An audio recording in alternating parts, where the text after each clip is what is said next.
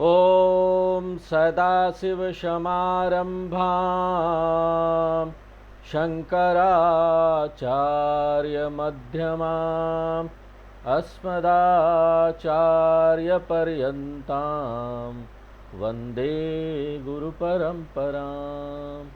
ओम।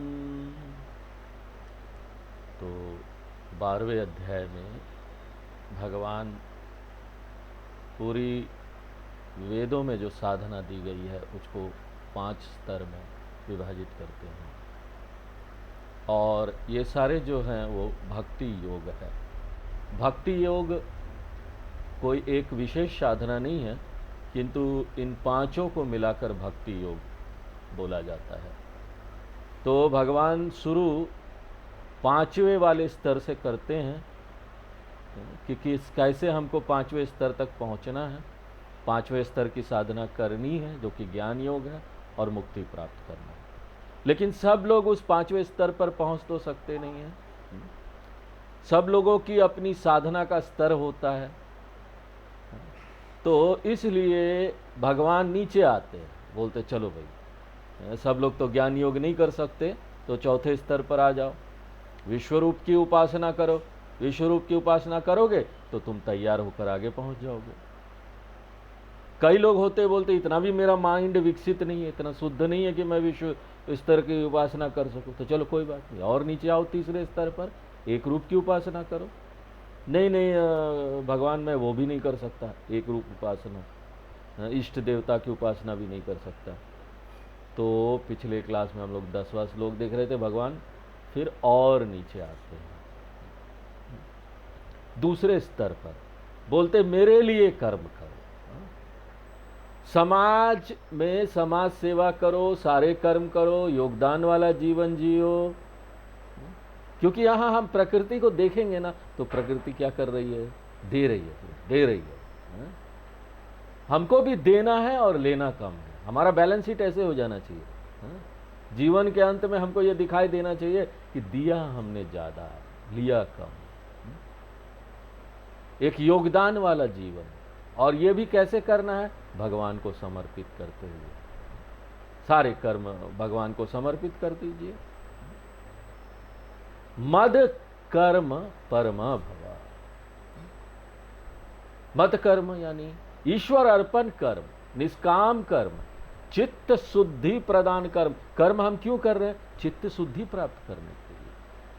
कर्म जो हमको ना स्पिरिचुअल प्यूरिटी देगी, आध्यात्मिक शुद्धता प्रदान करेगी, और मुझे ना पात्र बना देगी ताकि ना हम इष्ट देवता की उपासना कर सके। मदर्थम अपि कर्माणि कुर्वम। और जब तुम यहां पर एक ऐसा जीवन जी रहे हो, सर्विस वाला जीवन, कंट्रीब्यूशन वाला जीवन, परोपकार वाला जीवन, तो क्या होगा, भगवान बोलते सिद्धिम अवाप्स्यसि। निश्चित रूप से तुमको ना मुक्ति प्राप्त हो जाएगी। निष्काम कर्म प्रधान कर्म योग करके, देखिए यहां पर आप जो स्वतंत्रता सेनानी लोग हैं उनका जीवन देखिए, उनका जीवनी पढ़िए, आप देखेंगे कि उन्होंने सब कुछ त्याग दिया। अपना स्वास्थ्य त्याग दिया, खाने पीने का ठिकाना नहीं रहता था, आज कहां कल कहां। अपना धन संपत्ति त्याग दिया, अपने परिवार को त्याग दिया। क्यों, ये सब क्यों किया उन्होंने, फ्रीडम के लिए, स्वतंत्रता पर, देश को स्वतंत्र कराने के लिए। और उनमें से तो कई लोग जिंदा भी नहीं रहे ये देखने के लिए कि ना देश स्वतंत्र हुआ कि नहीं। और इसके लिए उन्होंने सब कुछ सैक्रिफाइस कर दिया, सब कुछ त्याग दिया। क्यों, ताकि ना हम उस स्वतंत्रता का आनंद ले सके, हमको ऐसा देश मिल सके जो गुलाम नहीं है। उन्होंने त्याग किया, सैक्रिफाइस किया, और उसका बेनिफिट हमको मिला। इसलिए सिद्धिम अवाप्स्यसि, तुम निश्चित रूप से ना मुक्ति प्राप्त कर लोगे। जब यहां बोलते हैं ना कि सिद्धिम अवाप्स्यसि, निश्चित रूप से मुक्ति प्राप्त कर लोगे, तो हमको बड़ा केयरफुल रहना चाहिए, बहुत सावधानी से इस बात को समझना चाहिए कि ये जो समाज सेवा वाला जीवन है ना, अगर हम जीवन भर वो करते रह जाए ना तो हमको मुक्ति नहीं मिलने वाली। उसका एक उद्देश्य है, पर्पस है वो करने का। वो हमको सीधे सीधे मुक्ति नहीं प्रदान कर सकती, और ना पूरा दिन भी मुझे ये बोलना पड़े ना तो मैं थकूंगा नहीं, मैं बोलता रहूंगा कि समाज सेवा वाला जीवन आपको कभी भी करते रहें तो सीधे सीधे मुक्ति नहीं देगी। ये सारे जो गीता में श्लोक है ना, बड़े कंफ्यूजिंग श्लोक है। अगर एक व्यक्ति सावधान नहीं है, ठीक से नहीं समझ रहा, तो उसका गलत अर्थ निकाल सकता है। निष्काम कर्म आप करेंगे तो आपका मन तैयार होगा आगे की सीढ़ी के लिए, एक रूप उपासना के लिए, जो आपको तैयार कर देगा और आगे की सीढ़ी के लिए, अनेक रूप उपासना के लिए, और फिर वो आपको तैयार कर देगा फाइनल सीढ़ी के लिए, अहम ब्रह्मास्मि ज्ञानम के लिए, जो आपको मुक्ति प्रदान करेगी। इसलिए अर्जुन, अपना जीवन निष्काम कर्म वाला जीवन बना दो, स्वार्थ रहित कर्म करो। ये दूसरा स्तर है, साधना का दूसरा स्तर, भक्ति योग का दूसरा चरण। अब एक व्यक्ति ना बहस कर सकता है, नहीं नहीं स्वामी जी, मैं ये भी नहीं कर सकता, मैं निष्काम कर्म करने के लिए अपने आप को समर्पित नहीं कर सकता। हाँ, बोलना तो बड़ा आसान है, आप बोल देंगे निष्काम कर्म करो, लेकिन मैं निष्काम कर्म का अभ्यास नहीं कर सकता क्योंकि मेरे अंदर बहुत तमोगुण है। मुझे यहाँ पर अनगिनत कामनाएं हैं, इच्छाएं हैं मेरे मन में, वो सारी इच्छाएं मुझसे जुड़ी हुई है। मैं यहाँ दुनिया का सैर करना चाहता हूँ, मैं यहाँ अपना एक बड़ा अच्छा घर बनाना चाहता हूँ, मुझे यहाँ पर दुनिया का सबसे जो लग्जरी कार है वो चाहिए। मेरे अपने खुशी के लिए मेरी बहुत सारी कामनाएं, इच्छाएं हैं, और सिर्फ मेरे लिए नहीं, मेरे परिवार के प्रति मैं बहुत कुछ करना चाहता हूँ, उनके लिए इच्छाएं हैं।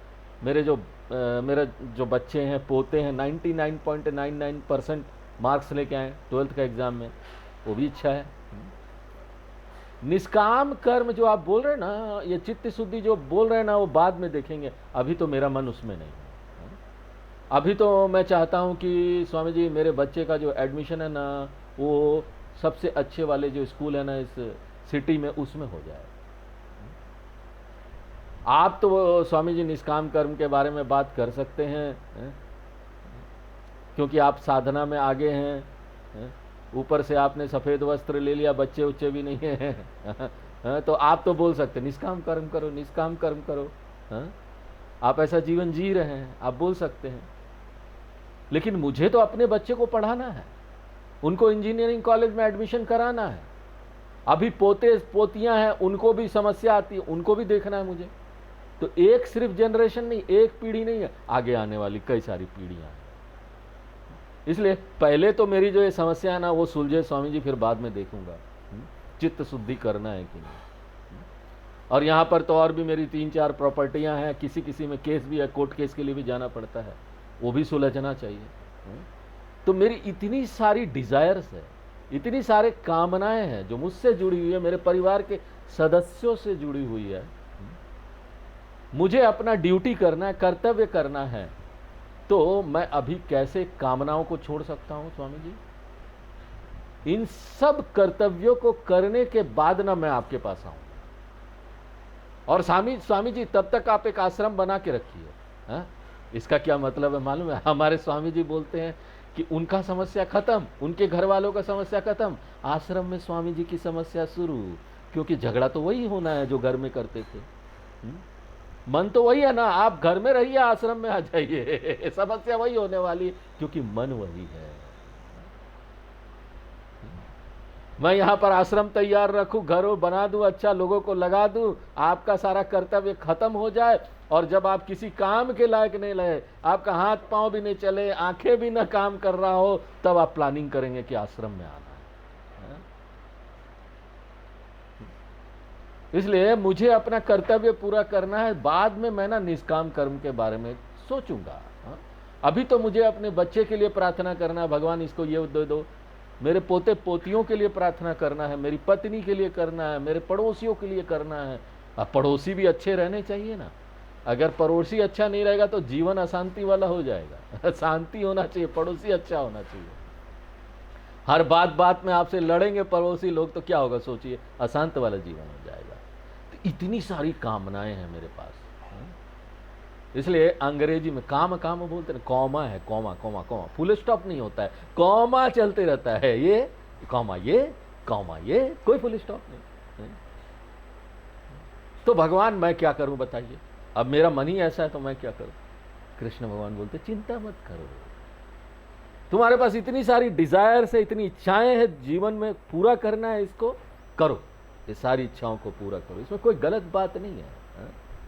अगर तुम दिलचस्पी रखते हो कि तुम्हारे बच्चों का एजुकेशन अच्छा हो जाए, तुम्हारे बच्चों की शादी हो जाए, तुम्हारे पोते पोतियों का स्वास्थ्य अच्छा रहे, तो देयर इज नथिंग रॉन्ग, इसमें कोई गलत बात नहीं है। आफ्टर ऑल आप अपना ड्यूटी करना चाहते हो ना परिवार के सदस्यों के प्रति, तो इट इज नॉट रॉन्ग। इसके लिए ऐसा फील मत कीजिए, इसके लिए कोई ना खराब फील मत कीजिए, अपने मन में हीन भावना नहीं लाइए, काम रखिए, कामना रखिए, सकाम कामना रखिए। वेद तो खुद ही प्रिस्क्राइब करते हैं कई सारे काम्य कर्म, ये भी मांग लो, पशु भी मांग लो। पशु उस समय धन होता था, धन मांग लो, बच्चों का अच्छाई मांग लो, उनका शादी मांग लो, जो मांगना मांगो ना। जो वेदों का पहला भाग है उसमें तो कई कर्म कांड है, कई सारे यज्ञ हवन दिए गए हैं कि तुमको क्या प्राप्त करना बताओ, वो चीज के लिए हवन है, उस चीज के लिए पूजा है। बच्चों का हेल्थ प्राप्त करना है, बच्चों की शादियां करनी, सबके लिए वेद खुद ही प्रिस्क्राइब करते हैं, निर्धारित करते हैं। पशु कामांस चिन्वित संज्ञानाम वा एतद पशुनाम, पशुनामेव समजाने किंचुनुते पशुमान भवति, वृष्टि कामा चिन्वित आमाय विचिन्वित। तो खुद ही बोलते हैं वेद, कोई भी डिजायर है, कामना है, फुलफिल कीजिए ना, पूरा कीजिए उसको। क्योंकि अगर आपके मन में कामनाएं हैं और वो पूरा नहीं होगा और अंदर गुड़ गुड़ गुड़ गुड़ चलता रहेगा, और उसके बाद आप वेदांत में आएंगे, चलो हम गीता पढ़ते हैं, आंखें बंद कर लेंगे। आंखें बंद करने से क्या होगा, आंखें बंद करके ध्यान करने से क्या होगा, आपका मन तो पूरी उसी कामना में घूमता रहेगा, हमको ये चाहिए, हमको वो चाहिए। इसी को तो कृष्ण भगवान ने तीसरे अध्याय में बोला था, मिथ्याचारस्य उच्यते कर्मेंद्रियानि संयम्य आस्ते मनसा स्मरन् इंद्रियार्थान विमूढ़ात्मा मिथ्याचारस्य उच्यते। ऐसे लोग मिथ्याचार कर रहे हैं, झूठ मूठ का जीवन जी रहे हैं, अपने मन में तो बहुत सारी इच्छाएं रखी हुई है जो अभी पूरी नहीं हुई है, और वो मन में गुड़ गुड़ गुड़ गुड़ कर रहा है, तो उसको फुलफिल कीजिए, प्लीज फुलफिल इट। आप जो खाना चाहते हो खाइए, जहां घूमना चाहते घूमिए, जो चीज यहाँ घर बनाना चाहते, परिवार के लिए काम करना चाहते करिए, लेकिन लेजिटिमेटली करिए। लेजिटिमेटली माने क्या, धार्मिक रूप से करिए, अधर्म से मत करिए, नैतिकता बनाए रखिए। तो अंतिम चरण क्या है, कृष्ण भगवान बोलते हैं कोई बात नहीं, तुम सकाम कर्म करो। तुम्हारा जो कर्म योग है ना, वो सकाम कर्म प्रधान कर्म योग रहे, कोई बात नहीं। और इसका तुम अभ्यास कैसे करोगे, इस कर्म योग का अभ्यास कैसे करोगे, वो मैं आपको बताता हूँ। वो सबसे नीचे वाला स्तर है ना, सबसे पहला चरण, सबसे नीचे वाला, और ये आगे 11 श्लोक में बताया गया है। हम लोग पढ़ते हैं 11वां श्लोक। अथैतदप्यशक्तोऽसि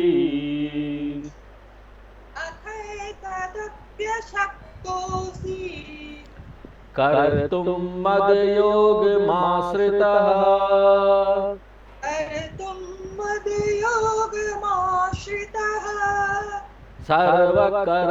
सर्वकर्मफलत्यागम्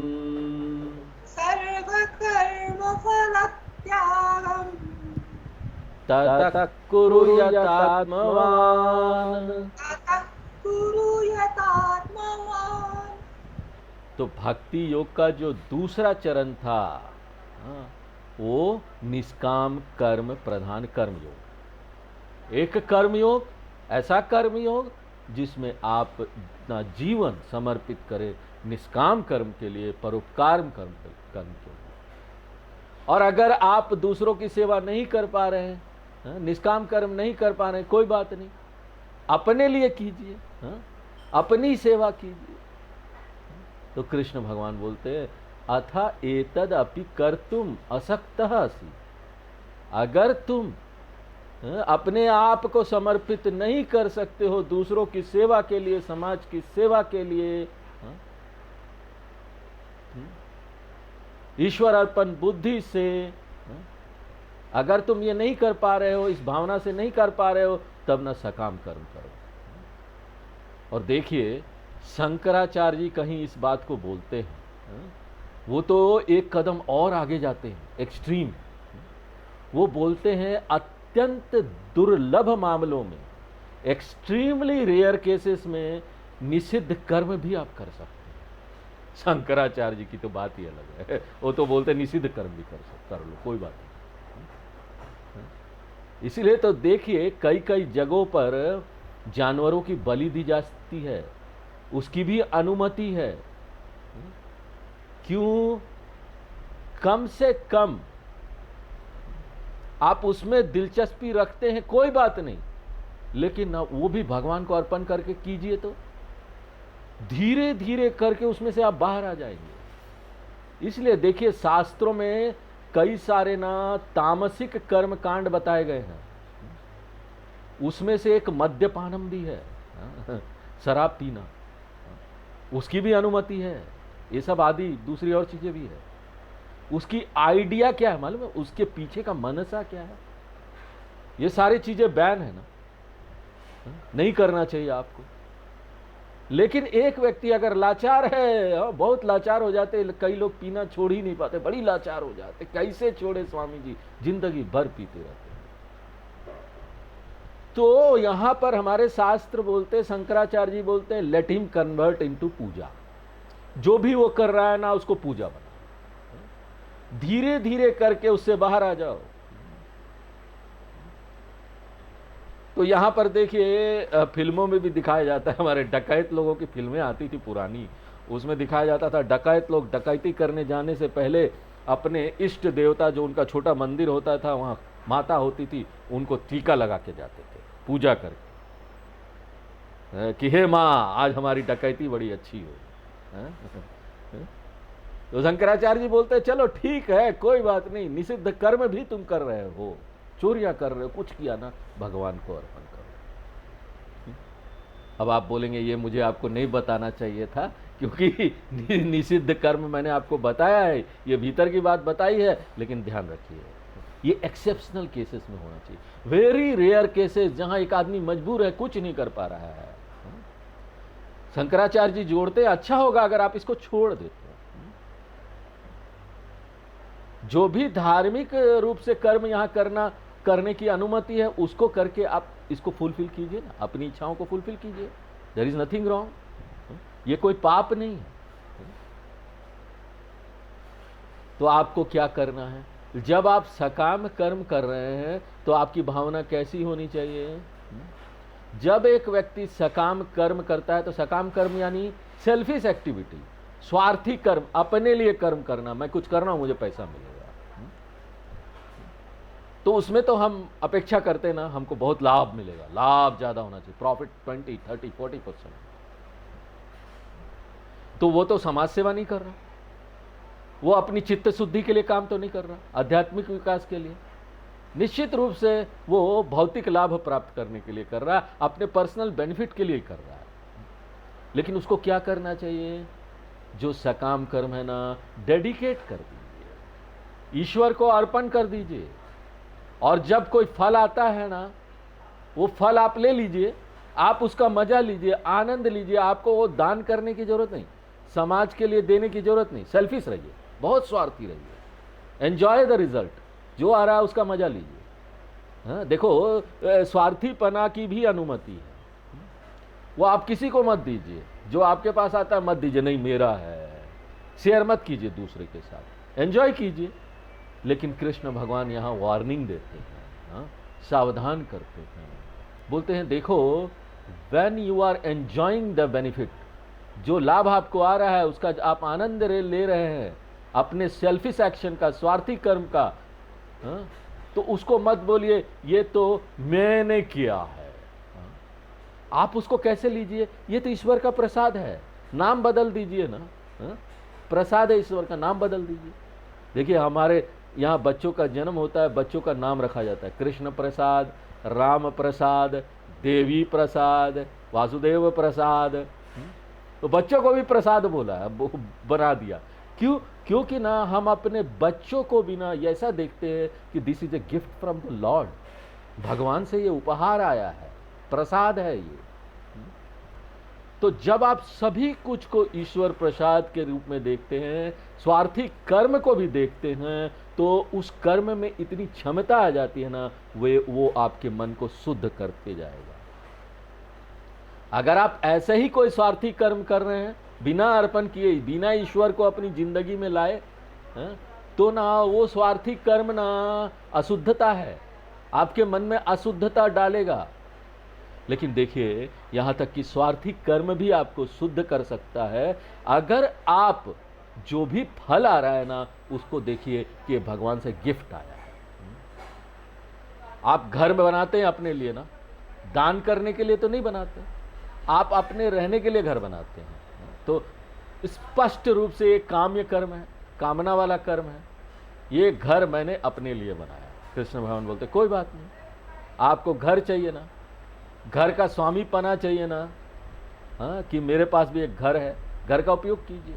लेकिन मैं क्या सुझाव देता हूं, जब आप गृह प्रवेश करेंगे घर बनाने के बाद, तो अपने घर को अपना मत देखिए, हम इसमें रहेंगे, है तो वही आपका ही, आप उसमें रहेंगे, लेकिन उसको ना भगवान का घर देखिए। जब आप गृह प्रवेश करके अपना पांव अंदर रखे घर के अंदर, तो भगवान का फोटो लेकर अंदर जाइए, आपके इष्ट देवता का फोटो, वहां भगवान का फोटो लगा दीजिए, कहीं भी लगा दीजिए, कोई बात नहीं। आप अलग से एक कमरा नहीं देख सकते हैं मंदिर बनाने के लिए, आपके सीढ़ी के नीचे छोटा सा जगह होगा ना, वहीं रख दीजिए, कोई बात नहीं, वहां भी भगवान रह लेंगे, भगवान शिकायत नहीं करेंगे।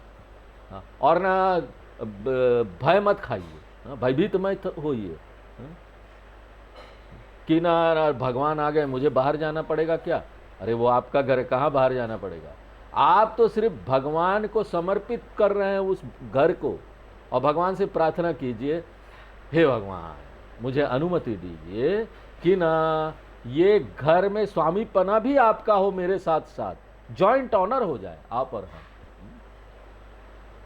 तो ऐसा घर क्या हो जाता है, आलयम बन जाता है। मैं घर में नहीं, मंदिर में रह रहा हूं। और इसमें देखिए बहुत लाभ है, थोड़ा मोड़ा लाभ नहीं है। आपका एक तो इच्छा पूरा हो गया, आपको अपना घर चाहिए था। आज सब लोग पूछेंगे आपका घर है, आप बोलेंगे हाँ है, तो आपका पर्सनल डिजायर तो फुलफिल हो गया। लेकिन साथ साथ उस काम्य कर्म में जो आपने कामना के साथ किया, उसमें ये क्षमता आ जाती है कि वो ना आपके मन को शुद्ध कर देगा। वो घर एक शुद्ध घर बन जाता है, जिसमें से सारे अमंगल और भूत ऊत सारे जो उसके अंदर होंगे ना, वो सब भाग जाते हैं। भूत डाइन चुड़ैल जो भी होगा सब भाग जाएगा। आप लोग देखते हैं आजकल नया नया घर बनता है ना, आप देखेंगे घर के ऊपर एक हंडी लगा के उसमें काला काला चेहरा बना के, वो क्यों करते हैं, बुरी नजर न लगे, घर को बुरी नजर न लगे। ये करने की जरूरत नहीं है। जिस समय आपने भगवान को समर्पित कर दिया कि भगवान ये घर आपका है, उसके अंदर भगवान आ गए, तो जितनी भी ये बुरी नजर वाली शक्तियां होगी ना, वो उस घर को छोड़ के भाग गए। क्यों? क्योंकि आप भगवान के शरण में हैं, भगवान उस घर का स्वामी है। तो ऐसा जो जीवन शैली है ना, इसको क्या बोलेंगे, सकाम कर्म प्रधान कर्म योग। ऐसे व्यक्ति के पास समय नहीं है, वो अपने परिवार के साथ, अपनी चीजों के साथ इतना बिजी है ना, वो समाज की सेवा नहीं कर सकता, क्योंकि वो हर समय चिंतित है अपने बच्चों को लेकर, अपने पोतों को लेकर। तो समय कहाँ है समाज की सेवा करने के लिए। कोई बात नहीं, कृष्ण भगवान बोलते सर्व कर्म फल त्यागम, डेडिकेट कर दीजिए।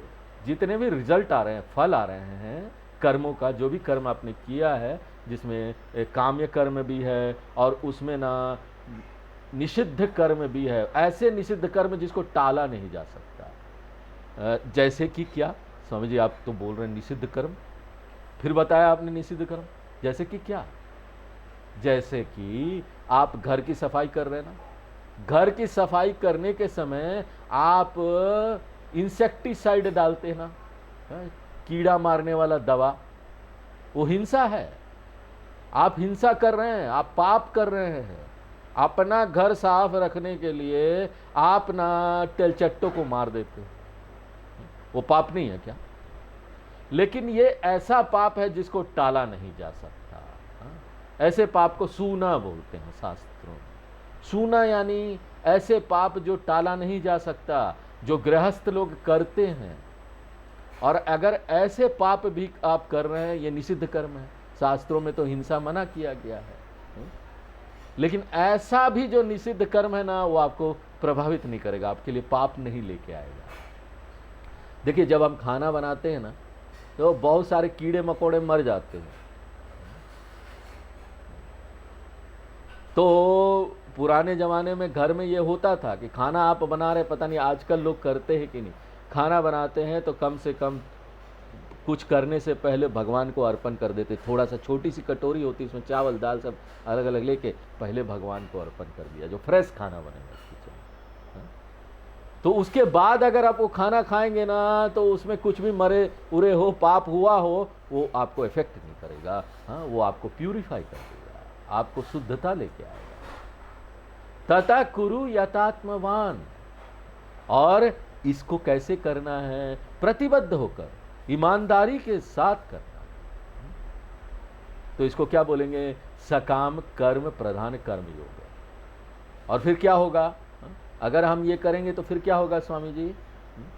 अगर लंबे समय तक आप इस सकाम कर्म प्रधान कर्म योग का अभ्यास करेंगे ना, तो आप दूसरे चरण में पहुंच जाएंगे, दूसरे स्तर में पहुंच जाएंगे, जिसमें आपका जीवन निष्काम कर्म प्रधान कर्म योग हो जाएगा। इसका क्या अर्थ है? आपकी अपनी इच्छाएं कम हो जाएगी, और उस जगह पर क्या हो जाएगा? पहले ना 80% आपकी अपनी इच्छाएं थी, 10-20% आप समाज सेवा करते थे। अब उल्टा हो जाएगा, 10-20% आपकी अपनी इच्छाएं, 80% आप समाज सेवा करते। धीरे धीरे करके वो भी बदलेगा। धीरे धीरे करके क्या होगा? वो आ जाएगा, वहां पर क्या आ जाएगा? मुमुक्षुत्व। मुझे तो मोक्ष चाहिए, क्योंकि मुझे समाज सेवा से भी संतुष्टि नहीं मिल रही है। ये जो इतना दुनिया है आकर्षित करने वाला, अब मुझे आकर्षित नहीं करता। तो क्या होगा? संक्षेप में आप ना ये सीमित इच्छाएं हैं ना दुनिया की चीजों की, उससे परे निकल जाएंगे। उसको दबाएंगे नहीं, अरे दबा लिया और हम मुक्ति प्राप्त करने के लिए आ गए, ऐसा हो नहीं सकता। ऐसा हो जाएगा कि ये सारी इच्छाएं आपको बड़ी छोटी सी लगने लगेगी। दूसरों के लिए बड़ा बड़ा बड़ा बात है, बड़ी नौकरी मिल जाना, बड़ा धन प्राप्त कर लेना, ये दूसरों के लिए बड़ी बातें होगी, वो आप देखेंगे भी, लेकिन आपके लिए वो बड़ी छोटी सी बात हो जाएगी। दयानंद स्वामी जी बहुत सुंदर उदाहरण देते हैं कि बच्चा जब हम थे ना, तो बलून में इंटरेस्टेड थे और बैलून से खेलते थे। जब बैलून फट जाता था, रोना शुरू कर देते, हमारा बैलून फट गया। लेकिन अगर आपके 25वें जन्मदिन पर कोई आपको जन्मदिन का गिफ्ट लेके आता है बैलून में, तो क्या आप बैलून लेके आ रहा है तो आप क्या उससे आसक्त हो जाएंगे? क्या कोई आसक्ति नहीं होगी। आया या फट गया, तो क्या बात। बचपन में हम बिस्किट खाते थे, बिस्किट, ग्लूकोज बिस्किट। अब बड़े हो गए हैं, अब हम लोग लॉकर में बिस्किट जमा करते हैं। कौन सा बिस्किट मालूम? सोने का बिस्किट लॉकर में रखते हैं, उसमें इंटरेस्टेड हो गया। जब आपको ना स्वर्ग भी बैलून की तरह दिखाई देना, तब आप मानिए कि आपका मन जो है ना वो बहुत परिपक्व हो गया। स्वर्ग भी बैलून बन जाना चाहिए। अब हमको स्वर्ग भी नहीं चाहिए। और एक बार जब कामनाएं कम हो जाएगी ना, तो फिर ऐसा जीवन कैसा हो जाएगा? निष्काम कर्म प्रधान कर्म योग। जो भी काम आप करेंगे, जो भी कार्य आप करेंगे, चित्त शुद्धि के लिए। और एक बार हम निष्काम कर्म प्रधान कर्म योग वाली साधना लंबे समय तक करेंगे, तो हम अपने आप ऊपर उठेंगे, ऊपर की सीढ़ी में जाएंगे, एक रूप उपासना में चले जाएंगे, फिर उससे भी ऊपर उठेंगे, अनेक रूप उपासना में चले जाएंगे, और उससे भी ऊपर उठेंगे 5वें में, और ज्ञान योग में चले जाएंगे। ये 5 चरण। सबसे पहला और नीचे वाला चरण 11वें श्लोक में दिया गया। और मान लीजिए कोई व्यक्ति बोलता है, हे भगवान मैं इसको भी नहीं कर सकता।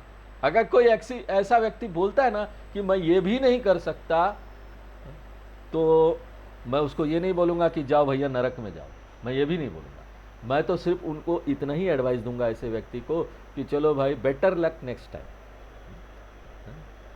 अगर अगले जन्म में तुम सौभाग्यशाली हुए तो ये कर लोगे, इस जन्म में तो नहीं हो पाएगा। ये कम से कम है जो शास्त्र बोल सकते। भाई कम से कम यहां से तो शुरुआत करो, अपनी इच्छाओं को पूरी करो, भौतिकवादी बनो, कोई बात नहीं, लेकिन जो भी आपको यहां पर प्राप्त हो रहा है चीजें, वो देखो भगवान से आया, भगवान का उपहार है, भगवान को सम्मिलित कर लो अपने जीवन में।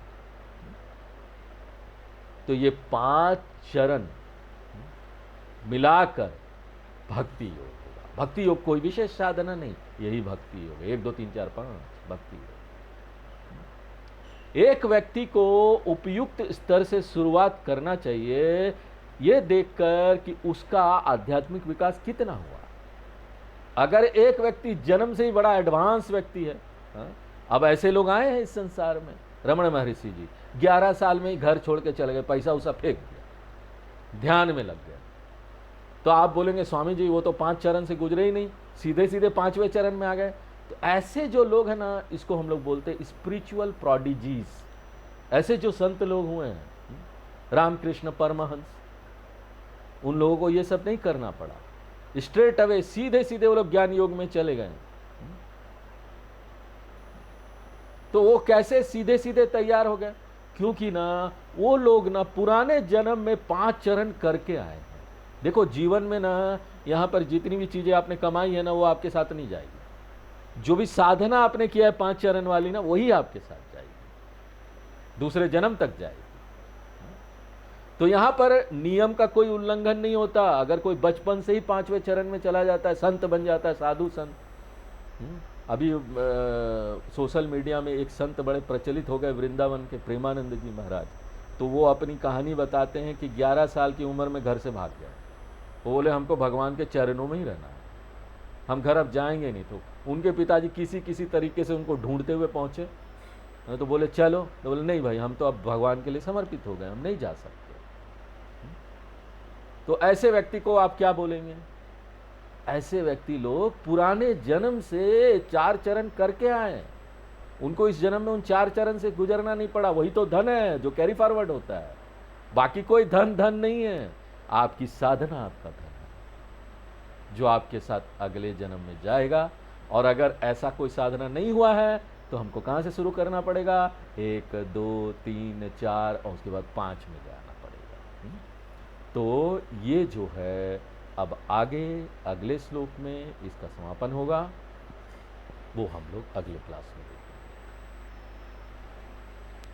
ओम पूर्णमदः पूर्णमिदं पूर्णात् पूर्णमुदच्यते पूर्णस्य पूर्णमादाय पूर्णमेवावशिष्यते। ओम शांति शांति।